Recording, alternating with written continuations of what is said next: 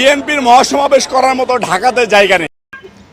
যুবদল নেতা নয়নের অতিরঞ্জিত অতি উৎসাহী কিছু কর্মকাণ্ডে তিনি সার্বক্ষণিক আলোচনায় থাকেন, সেটি আমি সোশ্যাল মিডিয়ায় উপলব্ধি করেছি। আপনারা করেছেন কিনা সেটি আমি বলতে পারবো না।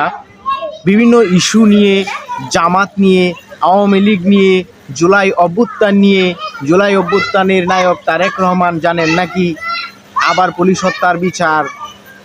এই দেখুন, তারেক রহমান যখন রাস্তা দিয়ে যাচ্ছে অতিরঞ্জিত হওয়ার কারণে তাকে কিন্তু সরিয়ে দেওয়া হচ্ছে। তাকে তারেক রহমানের প্রোটোকল নিরাপত্তা দেওয়ার জন্য কিন্তু রাখা হয় নাই, তাকে সেই নির্দেশনাও দেওয়া হয় নাই। অথচ এই নয়ন সাহেব তিনি নিজ উদ্যোগেই আসলে দলীয় কর্মকাণ্ড, দলীয় কর্মসূচিতে অংশগ্রহণ করে থাকেন, সেটি আমরা দেখেছি।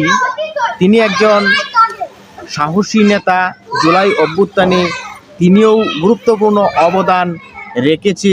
আওয়ামী লীগের আমলে মামলা হামলায় জর্জরিত হয়েছে, সেটিও আমরা দেখেছি। যদিও বিএনপি থেকে মনোনয়ন প্রত্যাশী হয়েও তিনি বিএনপির থেকে মনোনয়ন পায়নি, তারপরেও কিন্তু বিএনপির পক্ষে যেভাবে দলের পক্ষে সক্রিয় অবস্থান, তারেক রহমানের গাড়ির সামনে সর্বক্ষণিক থাকার যে একটি চেষ্টা, তারেক রহমানের মানে ফোকাসে আসার যে একটি চেষ্টা, সেটি কিন্তু তিনি অব্যাহত রেখেছেন।